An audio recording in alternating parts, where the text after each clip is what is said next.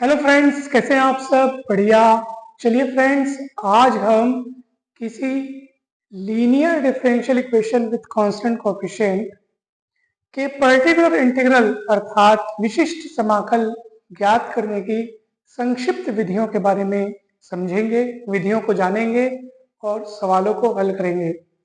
दोस्तों, अगर आपने इस टॉपिक के इसके पहले के जो वीडियोस हैं जिसमें हमने सबसे पहले linear differential equation with constant coefficient की सबसे पहले अपन डेफिनेशन देखे थे, उसके बाद उसके प्रकार अर्थात वो कब होमोजेनियस कहा जाएगा, कब नॉन होमोजेनियस होगा, उसके बाद उसका कॉम्प्लीमेंट्री फंक्शन क्या होता है, पर्टिकुलर इंटीग्रल क्या होता है, ये सारी चीजें हमने पिछले वीडियोस में ऑलरेडी डिस्कस कर चुके हैं अपन। तो अगर आपने वो वीडियोस नहीं देखे हैं तो जरूर जाइए दोस्तों और उन वीडियोस को देखिए। बहुत ही इंपॉर्टेंट और बहुत ही हेल्पफुल वीडियोस हैं। उन सभी वीडियोस के लिंक हमने इसी वीडियो के डिस्क्रिप्शन बॉक्स में दिए हुए हैं। आप उन वीडियोस को जरूर देखिएगा, आपको बहुत अच्छे से वो टॉपिक समझ में आ जाएगा। दोस्तों, इस वीडियो के ठीक पहले वाला वीडियो जिसमें हमने पर्टिकुलर इंटीग्रल की डेफिनेशन के साथ साथ पर्टिकुलर इंटीग्रल ज्ञात करने की विधियों के बारे में चर्चा की थी और सवालों को भी हल किया था। तो फिर दोस्तों, आज के इस वीडियो में खास बात क्या है? दोस्तों, आज के इस वीडियो में हम पर्टिकुलर इंटीग्रल ज्ञात करने की शॉर्टकट मेथड के बारे में पढ़ेंगे, संक्षिप्त विधियों के बारे में पढ़ेंगे, जिनका इस्तेमाल करके हम पर्टिकुलर इंटीग्रल बहुत आसानी से बहुत ही कम समय में ज्ञात कर सकते हैं। तो दोस्तों, चलिए जल्दी से शुरू करते हैं आज का ये वीडियो। और बहुत ही इंपॉर्टेंट है, बहुत ही जबरदस्त। आप अच्छे से समझिएगा और कहीं पर भी कोई भी डाउट आएगा तो जरूर पूछिएगा दोस्तों, ठीक है? तो short method of finding particular integral, ठीक है दोस्तों। मान लीजिए आपको कोई अवकल समीकरण दिया है इस रूप में, ठीक है? F D Y is equals to Q. आप सभी को पता होगा एफ डी मतलब ये डी के टर्म्स में एक पॉलिनोमियल टाइप का एक फंक्शन होता है, ठीक है? और y का अपने को वैल्यू पता करना है, अर्थात हमको y की वो वैल्यू पता करनी है जो इस डिफरेंशियल इक्वेशन को सेटिस्फाई करे। और वही क्या होगा? वही पर्टिकुलर इंटीग्रल होगा। और वो पर्टिकुलर इंटीग्रल हर हाल में किस पर डिपेंड करता है? q पर डिपेंड करता है। q के बदलने से आपका पर्टिकुलर इंटीग्रल बदलेगा, क्योंकि q ही वो चीज है जो ये निर्धारित करता है, ये डिसाइड करता है कि पर्टिकुलर इंटीग्रल क्या होगा। तो दोस्तों, यहाँ पर हम जब शॉर्टकट मेथड पढ़ने वाले हैं तो वहां पर हम क्यू के किन किन रूपों की बात करेंगे, अर्थात क्यू अगर इनमें से किसी भी रूप में अपने को दिखेगा तो हम वहां शॉर्ट मेथड लगा सकते हैं। तो इन सभी रूपों की हम चर्चा करेंगे एक एक करके बारी बारी से, ठीक है? तो देखो, क्यू के डिफरेंट डिफरेंट फॉर्म्स क्या क्या हो सकते हैं, यानी कि क्यू अगर इन इन रूपों में दिखेगा, ठीक है, तो हम वहां पे शॉर्टकट मेथड किस तरह से लगाएंगे ये आज हम सीखेंगे, ठीक है? तो देखो, अगर q जो है वो अगर e की घात ax के रूप में हुआ जहाँ a कोई कांस्टेंट है, ठीक है, sin ax या cos ax के रूप में हुआ, अगर x की घात m के रूप में हुआ जहाँ m कोई धन पूर्णांक अर्थात पॉजिटिव इंटीजर है, अगर q जो है अगर वो इस रूप में हुआ e की घात ax इंटू वी जहाँ v x का कोई फंक्शन है, या अगर देखा जाए q अगर इस रूप में हुआ x इंटू वी जहाँ v x का कोई फंक्शन है। अगर q देखो, इतने डिफरेंट डिफरेंट फॉर्म्स हैं, अगर इसमें से किसी भी रूप में अगर आपको क्यू दिखाई दे रहा है तो आप अवश्य ही वहां पर शॉर्टकट मेथड का इस्तेमाल कर सकते हैं और बहुत कम समय में पर्टिकुलर इंटीग्रल ज्ञात कर सकते हैं दोस्तों। तो हम बारी बारी से एक एक रूप को देखते जाएंगे। तो चलिए, सबसे पहला दिया है e की घात ax, अर्थात अगर मान लीजिए q के रूप में e की घात ax हो तो हम पर्टिकुलर इंटीग्रल किस तरीके से ज्ञात करेंगे? तो आप सभी को पता है, कल के वीडियो में ही हमने चर्चा की थी कि अगर अवकल समीकरण ये हो तो उसका पर्टिकुलर इंटीग्रल क्या होता है दोस्तों? तो इसका पर्टिकुलर इंटीग्रल होता है 1/ft क्यू, ठीक है? ये पर्टिकुलर इंटीग्रल होता है। फिर क्यू के रूप में आपके सब डिफरेंट फॉर्म्स हम एक एक के बारे में बारी बारी से पढ़ते जाएंगे। तो आज हम पढ़ रहे हैं कि अगर क्यू के स्थान पर e की घात ax हो जावे, ठीक है, तो ये इस रूप में नजर आएगा। और यही अपने को ज्ञात करना है। तो दोस्तों डायरेक्ट फॉर्मूला इसका लिखा हुआ है, कितना जबरदस्त तरीके से फॉर्मूला लिखा हुआ है, कुछ नहीं करना है आपको। e की घात ax लिखा है ना, तो यहाँ पे x का जो कॉफिशिएंट है, x का जो गुणांक है a, उसी को बस उठा करके d की जगह पे रख देना है। तो ये fd से क्या हो जाएगा, fa हो जाएगा। fd आपको जिस भी रूप में दिखेगा आपको d के जगह पे a रख देना है, परंतु परंतु इस बात का बहुत ध्यान रखना है कि जब आप d के स्थान पर a रखेंगे ना, तो ये fa जो है वो जीरो ना हो जाए, बस इस बात का ध्यान रखना है। क्यों? क्योंकि भैया जीरो हो जाएगा तो 1/0 तो अनंत हो जाता है, गड़बड़ हो जाएगा, पूरा खेल बिगड़ जाएगा। इसलिए इस बात का ध्यान रखना है कि जब आप ए रखने जा रहे हैं तो पहले चेक कर लीजिए कि वो एफ ए जो है वो जीरो तो नहीं हो रहा है। अगर मान लो आप बोलोगे सर जीरो, मान लो एफ ए जीरो हो रहा है, उस स्थिति में क्या करेंगे? तो दोस्तों उस स्थिति में क्या करना है ये मैं क्वेश्चन की मदद से आपको समझाऊंगा। इसलिए मैंने जो 2 क्वेश्चन लिख रखे हैं उसमें से एक उसी स्थिति वाला है, तो बस ध्यान रखिए, उसको भी अपन समझेंगे कि अगर एफ ए जीरो हो रहा हो, एफ ए जीरो के रूप में मिल रहा हो, उस स्थिति में हमें क्या करना चाहिए। अगर एफ ए जीरो नहीं हो रहा है तो फिर तो बढ़िया बात है, तुरंत आपका आंसर आ जाएगा, तुरंत पर्टिकुलर इंटीग्रल आपको मिल जाएगा दोस्तों।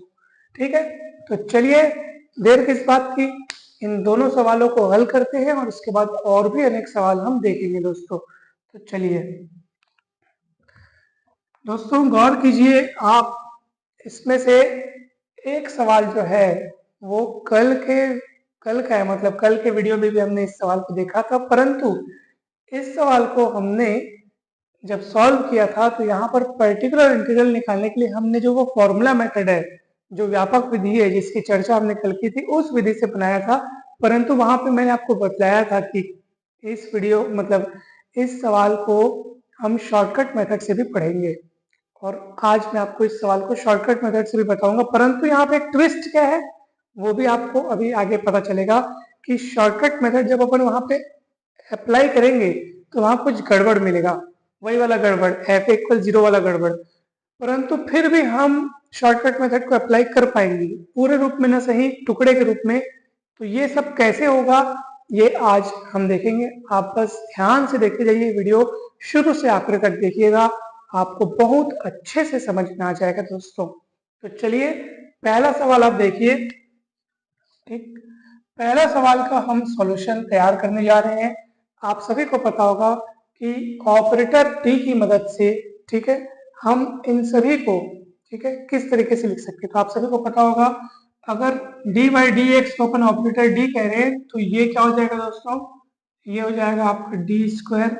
ठीक है, डी बाई डी एक्स को अगर अपन डी कह रहे हैं तो ये हो जाएगा -5d और +6। आप कहेंगे सर आपने D square by D x square को डी स्क्वायर कहा तो ये y कहाँ गया, डी बाई डी एक्स को आपने डी कह दिया तो ये y कहाँ गया। आप यहाँ पे सिर्फ 6 लिख रहे हैं तो ये y कहाँ गया। तो दोस्तों y y y कॉमन निकल गया है और ये आपके पास है e की घात में 4x। ठीक है दोस्तों, आप सभी को पता होगा कि यहाँ पर इस डिफरेंशियल इक्वेशन को सॉल्व करने के लिए जो इसका मतलब जो कंप्लीट सॉल्यूशन होगा वो 2 भागों का योग होगा, 2 पार्ट्स होंगे, इसमें 2 हिस्से होंगे, दोनों के सम के रूप में, दोनों के योग के रूप में इसका कंप्लीट सॉल्यूशन दिया जाएगा। जिसमें से जो पहला हिस्सा होगा उसको अपन बोलते हैं कॉम्प्लीमेंट्री फंक्शन अर्थात पूरक फलन, और दूसरा हिस्सा होगा उसको अपन बोलते हैं पर्टिकुलर इंटीग्रल अर्थात विशिष्ट समाकल या विशेष समाकल। ठीक है दोस्तों, तो कॉम्प्लीमेंट्री फंक्शन ज्ञात करने के लिए हमें सहायक समीकरण लिखना होता है, अर्थात ऑक्सिलरी इक्वेशन पहले लिखना होता है, फिर उसके रूट्स पता करने होते हैं और रूट्स के नेचर के हिसाब से फिर हम इस डिफरेंशियल इक्वेशन का जो कॉम्प्लीमेंट्री फंक्शन होगा वो लिखेंगे। ठीक है, तो हम यहाँ पे लिखेंगे दिए हुए अवकल समीकरण का यानी दिए हुए डिफरेंशियल इक्वेशन का, ठीक है,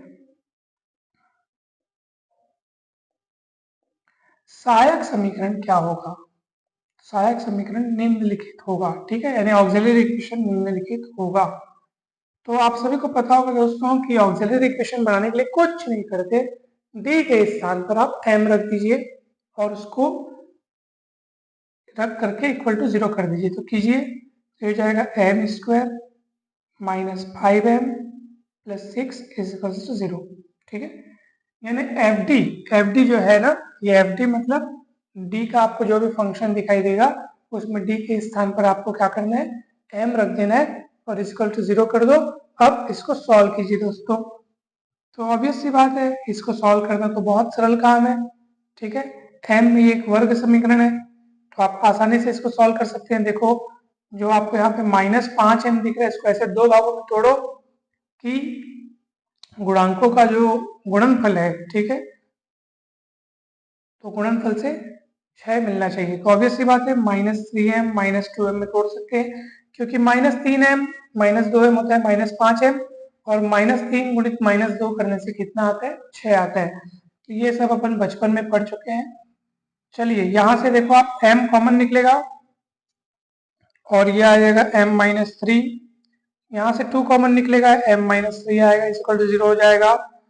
फिर m-3 m-2, ठीक है, m-3 कॉमन, इधर m बचेगा उधर -2 बचेगा, इक्वल टू 0। तो दोस्तों अब यहाँ से हम क्या करेंगे, दोनों कोष्टक को अलग अलग 0 के बराबर रखेंगे और m के मान ज्ञात करेंगे। ठीक है, तो m का मान यहाँ से आ जाएगा आपका 3 और 2। ठीक है, मैंने डायरेक्ट लिख दिया है। अब m का मान 3 और 2 आया, यानी कि 2 रूट्स प्राप्त हुए, दोनों वास्तविक है अर्थात रियल रूट्स है और दोनों अलग अलग है। तो ऐसी स्थिति में दोस्तों कॉम्प्लीमेंट्री फंक्शन क्या होगा, अतः अभिष्ट पूरक फलन, दिए हुए अवकल समीकरण का पूरक फलन अर्थात कॉम्प्लीमेंट्री फंक्शन क्या होगा दोस्तों, c1 e की घात में जो पहला रूट है उसको लिखिए, फिर x लिखिए, फिर प्लस c2 e की घात में 2x।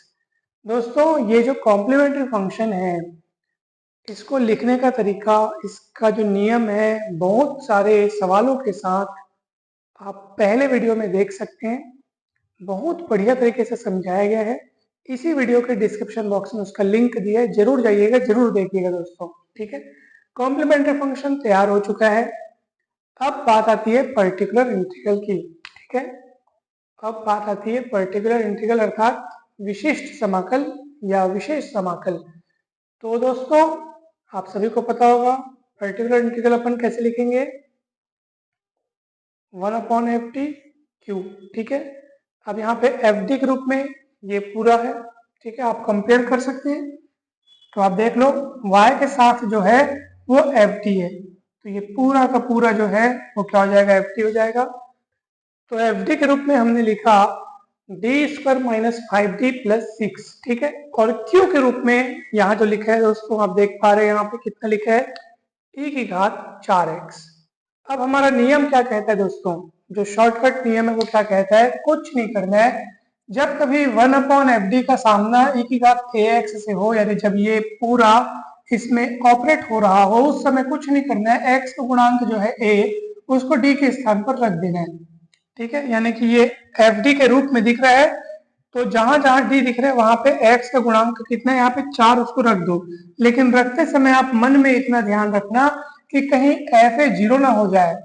अगर fa 0 नहीं हो रहा है तो आप बिंदास रूप से रख सकते हैं, परंतु fa अगर 0 होगा तो उस समय आपको थोड़ा रुक जाना है, थोड़ा विचार करना है और उसको किसी अलग तरीके से हल करना है। तो दोस्तों किस तरीके से हल करना है ये दूसरे सवाल में मैं आपको बतलाऊंगा।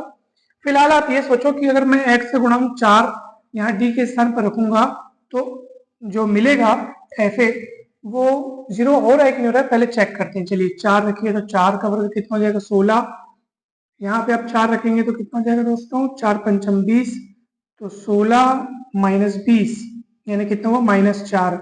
-4 + 6 तो कितना हो जाएगा दोस्तों, 2 मिलेगा अपने को, 1/2 मिलेगा। तो अब मतलब अब अपने को यहाँ पर जो fa के रूप में है वो 0 नहीं मिला है, बिंदास रख दीजिए अब। ठीक है, चलिए 4² -5 × 4 + 6 और e की घात 4x एज इट इज बना रहेगा। तो 4 चौक 16, 16 और 6 22, 22 में 20 जाएगा तो 2 बचेगा। ठीक है, तो हर में यानी डिनोमिनेटर में अपने को 0 तो नहीं मिला ना। ठीक है, चलिए आ गया दोस्तों, पी आई आ गया। देखो कितना सरल तरीके से बना है। तो बस अब देर किस बात की, आप अभिष्ट हल लिख सकते हैं। अगर दिए हुए समीकरण का अभिष्ट हल या अभिष्ट पूर्ण हल, पूर्ण हल मतलब दोनों हिस्से इसके पता चल गए, तो दोनों को योग कीजिए। y बराबर C F plus P I, और आप बस सी एफ का मान रख दो और पी आई का मान रख दो। सी वन ई की घात 3x, सी टू ई की घात 2x प्लस पी आई का मान कितना है, हाफ ई की घात 4x, और ये आपका आंसर आ गया दोस्तों। फाइनल उत्तर आपको मिल चुका है, कहीं पर भी कोई डाउट हो ही नहीं सकता। बहुत सरल तरीका है दोस्तों। ठीक, चलिए दोस्तों जल्दी से अपन दूसरे सवाल को भी देखते हैं, तो आपको वो भी बहुत इजीली समझ में आ जाएगा। चलिए अब दूसरा सवाल क्या दिया है दोस्तों, चलिए उसको भी अपन डी ऑपरेटर का इस्तेमाल करके किस रूप में लिख सकते हैं बताइए। तो इसको अपन लिख सकते हैं D square minus 3d plus 2। ठीक है, y बाहर निकाल दिया, e की घात 2x हो गया। चलिए दिए हुए अवकल समीकरण का सहायक समीकरण निम्नलिखित होगा। क्या होगा इसका सहायक समीकरण, डी के स्थान पर m रखेंगे तो m स्क्वायर माइनस 3m हो जाएगा ये। ठीक है, और प्लस कितना हो जाएगा दोस्तों, 2 हो जाएगा। अब इसको अपने को तोड़ना पड़ेगा, तो यहाँ से ये बदल जाएगा, पूरा खेल बदलेगा यहाँ से। देखो किस तरीके से तोड़ेंगे कि गुणा करने पर 2 आ जाए, तो ऑब्वियस सी बात है, इसको आप आसानी से तोड़ सकते हैं। माइनस 2m माइनस m करके तोड़ दीजिए। ठीक है, तो यहाँ से दोस्तों m कॉमन निकलेगा, m माइनस 2 आएगा। यहाँ से 1 कॉमन निकलेगा, m माइनस 2 आएगा। फिर यहाँ से देखो m-2 कॉमन निकलेगा, तो इधर बचेगा m, उधर बचेगा 1। ठीक है, मतलब -1, और अलग अलग जीरो के बराबर रखोगे तो m का मान 2 और 1। ठीक है दोस्तों, कहीं भी कोई डाउट नहीं होगा। चलिए इस हिसाब से इसका पूरक फलन कितना तैयार होगा, m की वैल्यू 2 और 1 मिली है, तो यहाँ पे लिख दो 2 और यहाँ पे लिख दो 1, यानी सिंगल x। ठीक है, चलिए पूरक फलन तैयार हो गया दोस्तों।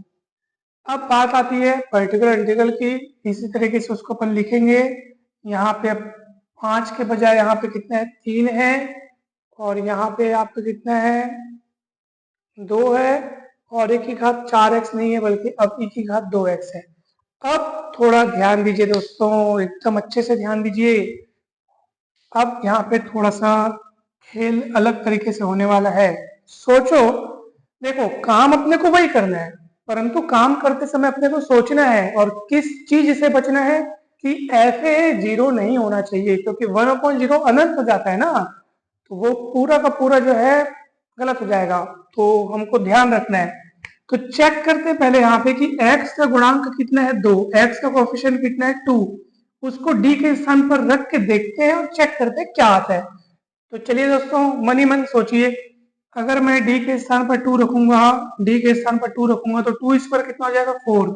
ठीक है, चलिए मैं रफ कार्य में देखता हूँ। ये हो जाएगा 4 माइनस 3, फिर d के स्थान पर मैं रखूंगा 2 और फिर प्लस 2। तो देखो आप 4 और 2 6 और 3 दूनी 6, तो 6 माइनस 6 0 हो रहा है, यानी कि यहाँ पर अपने को f इक्वल 0 वाला कंडीशन मिल रहा है। ठीक है दोस्तों, तो यहाँ पर अपने को क्या करना है, आप ध्यान से सुनिए किस तरीके से सॉल्व होगा ये। दोस्तों आप इसको एक काम कीजिए, इसको फैक्टराइज कीजिए। अब इसको फैक्टराइज कैसे करेंगे दोस्तों, तो इसको अपन लिख सकते हैं d माइनस, ये थे d के स्थान पर जब अपन m रखे थे, ऑक्सिलरी इक्वेशन बनाए थे, तो उसको फैक्टराइज किए थे, तो अपने को इतना मिला ना, नहीं तो समझिए यही तो है बस, d माइनस 2 d माइनस 1, क्योंकि d के स्थान पर m रख के अपन फैक्टराइज किए थे, तो d minus 2 d minus 1 factorise कर दो दोस्तों, ये इस तरीके से हो गया। ठीक, अब गौर से एक बात देखो, क्योंकि यहां पर देखो x का गुणांक 2 रखने से ये पूरा 0 हो रहा था। ठीक है, इसका मतलब जब आप इसको फैक्टराइज करोगे तो आपको एक न एक फैक्टर ऐसा मिलेगा जो x का गुणांक 2 रखने से 0 होगा। देखो x का गुणांक 2 है, वापस वही चीज लगा के देखो, जैसे अपन x का कोफिशिएंट 2 यहाँ रख के देख लेते तो 0 हो रहा था, इसको फैक्टराइज कर दिए। ठीक है, फैक्टराइज करने के बाद जो फैक्टर्स आपको मिलेंगे उसमें एक ना एक फैक्टर ऐसा होगा जो यहाँ पे यानी x का गुणांक 2 उस फैक्टर में रखने से वो 0 होगा। ठीक है, तो देखो तो जरा, देखो यहाँ पे रख के देखो, यहाँ पे रख के देखो तो 2 माइनस 1 ये कितना हो रहा है, 1 हो रहा है, मतलब ये 0 नहीं हो रहा है। परंतु जब अपन यहाँ रख के देख रहे हैं, अब d के स्थान पर 2 रखो, ये वाला 2, ये वाला 2 यहाँ d के जगह रखो, तो 2 माइनस 2 कितना हो रहा है, 0 हो रहा है, मतलब ये गड़बड़ कर रहा था। तो दोस्तों फैक्टराइज करने के बाद जो आपको फैक्टर्स मिलेंगे उसमें जो गड़बड़ करेगा, जो 0 हो रहा है उसको रोको, वहीं उसको बोलो भैया आप रुक जाइए। परंतु जो फैक्टर गड़बड़ नहीं कर रहा है, देखो यहाँ पे x का गुणांक 2 अगर मैं यहाँ रख के देखता हूँ तो 2 माइनस 1 1 हो रहा है, बढ़िया है। तो ये फैक्टर 0 नहीं हो रहा है ना भाई, तो जो नहीं हो रहा है 0 उसमें तो आप ये वाला मेथड लगा ही सकते हो, यानी उसमें आप x का गुणांक a वहां d के स्थान पर रख दो बिंदास। तो भैया मैं इसमें तो लगा ही सकता हूँ, ये गड़बड़ कर रहे हैं उसको रोको। ठीक है, तो ये आपका d माइनस 2 हुआ, इसको रोक दो। पहले आप इससे सामना करो, d माइनस 1 e की घात 2x।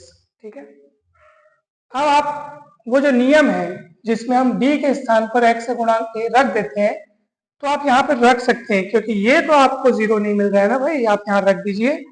चलिए, तो क्या होगा दोस्तों, देखिए अब मैं ये वाला हिस्सा इधर बिठाता हूँ।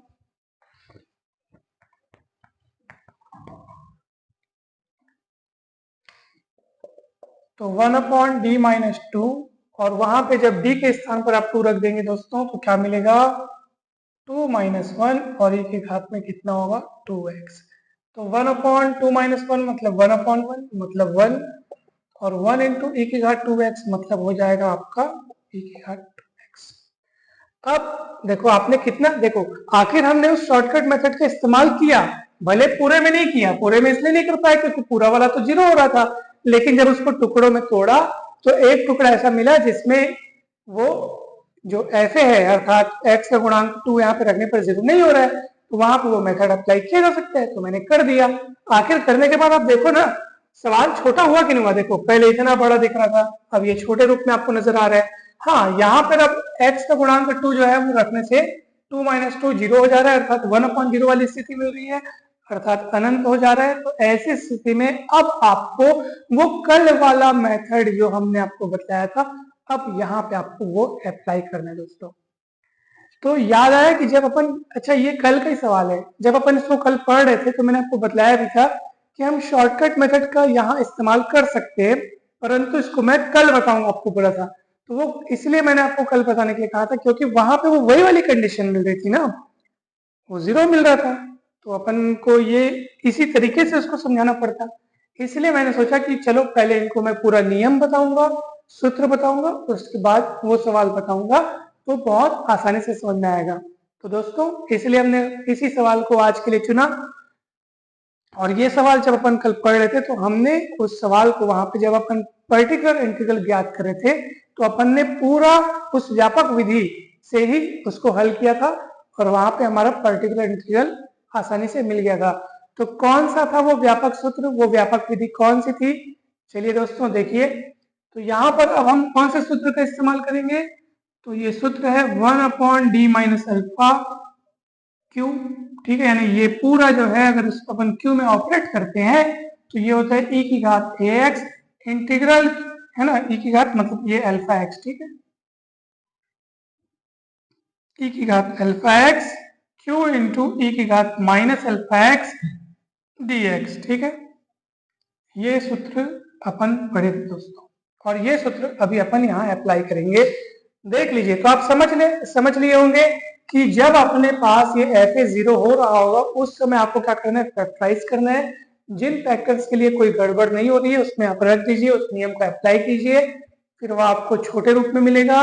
जब आप इस स्थिति में पहुंच जाए तो आप इस सूत्र का इस्तेमाल कर ले, है ना भाई।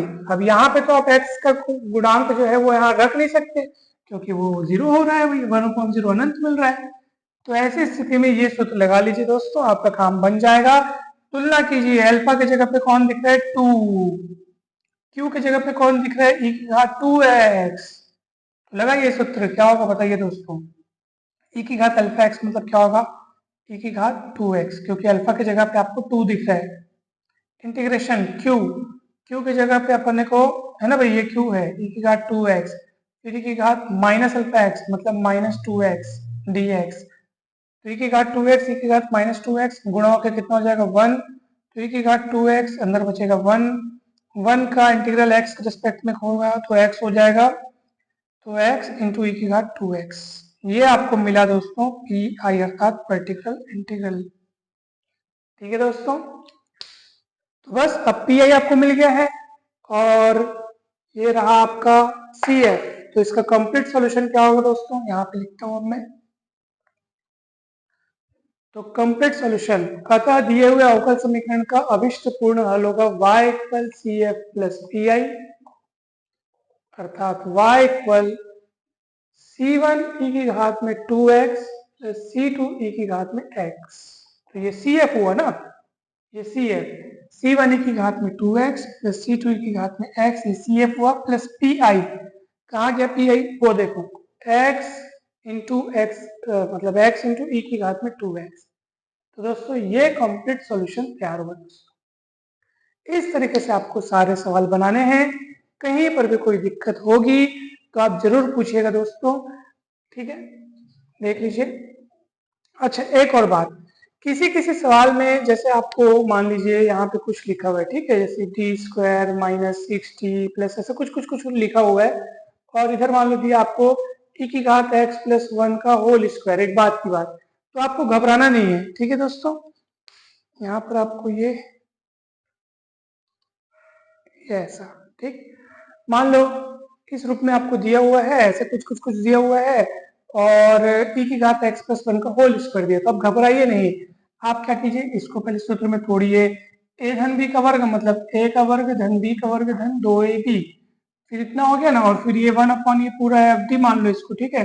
फिर आप बांट लीजिए उसको, 1 अपॉन एफ डी को पहले इसमें बांटो, फिर उसमें बांटो, फिर उसमें बांटो, फिर हर एक के लिए अलग अलग आप वो सूत्र लगाइए, चेक कीजिए कि कहीं 1/0 वाली स्थिति तो नहीं मिल रही है। अगर स्थिति मिल रही है तो आपने देखा हम उसको किस तरीके से फिर सॉल्व करते हैं।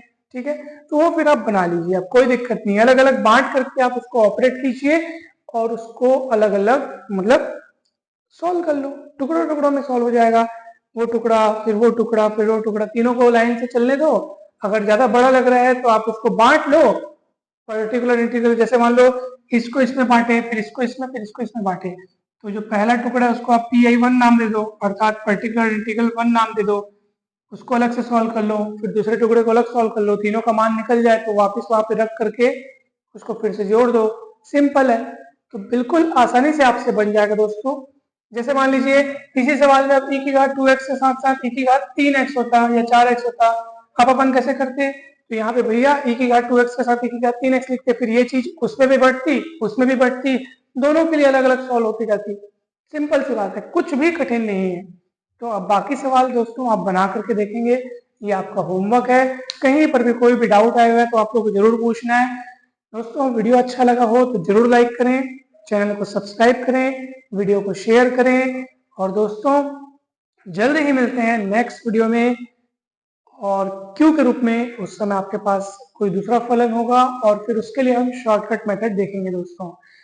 तो दोस्तों आप जरूर इस टॉपिक के सारे टॉपिक्स जो इसके पहले अपन पढ़े हुए हैं, तो पहले की वीडियोस आप लोग जरूर देखिएगा। डिस्क्रिप्शन बॉक्स में आपको उन सभी वीडियोस के लिंक मिल जाएंगे, साथ ही साथ आप प्लेलिस्ट में जाकर के इसके पहले के चैप्टर्स के वीडियोस भी देख सकते हैं दोस्तों। अगर आप हमारे BSc के व्हाट्सएप ग्रुप से जुड़ना चाहते हैं तो डिस्क्रिप्शन बॉक्स में आपको व्हाट्सएप नंबर मिल जाएगा, वहां से कांटेक्ट करके आप ग्रुप में जुड़ सकते हैं। दोस्तों किसी भी प्रकार की डाउट हो तो जरूर बताएं। और दोस्तों आज के इस वीडियो में इतना ही, आप सभी को बहुत बहुत धन्यवाद, थैंक यू सो मच।